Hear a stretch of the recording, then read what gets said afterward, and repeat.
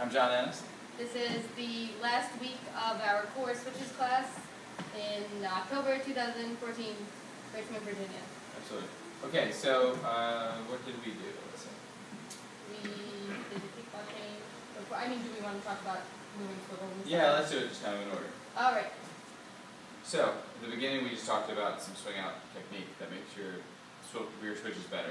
Especially the importance of keeping the hand still leads and just letting the natural motion of your body together with the weight feeling you give the follow be what keeps her from coming in at you.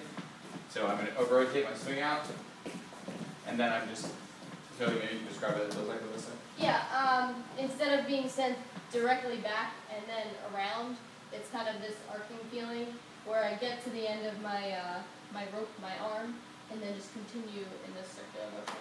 Yes, that's right. And so as it's going along, how do you know not to come in?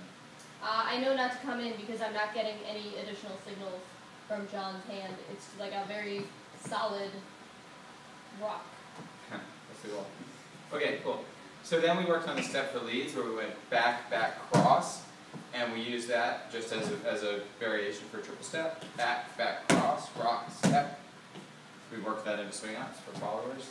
For follows, we practiced moving during our swivels because when we're doing them in swing outs and switches, we have to deal with momentum while we swivel. So we had someone be a lead and walk backwards, and we practiced swiveling. And we talked about straightening our left leg on the 7-8 and not leaning back, keeping like a deep pike posture and not leaning back like this either. Right. Keeping our shoulders over our knees. Absolutely. Cool. So then leads incidentally, we talked about how the back, back, cross can then set up the Suzy Q's instead of the kick cross, so that was an option. Alright, so then we did more switches. Finally we did kickball changes. Okay, so we just worked on kickball change.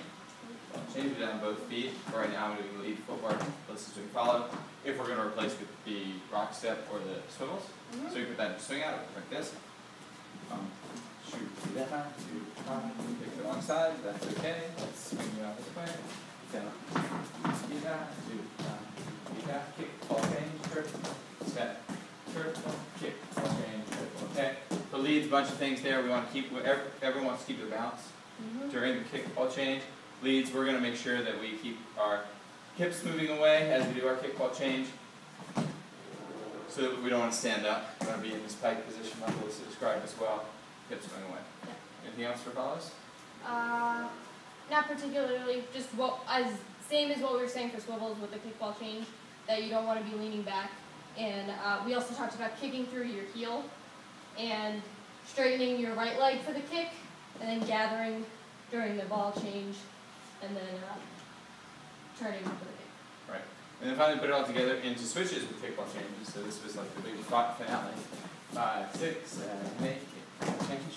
And when we come out of it, leads, we have a kickball change, we can just go step, step, out of it.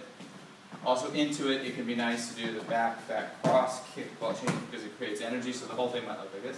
5, 6, here we go. 2, 3, 4, 5, 6, 7, 8, 1, and 2. 4, 5, 6, 7, 8, 1, 2.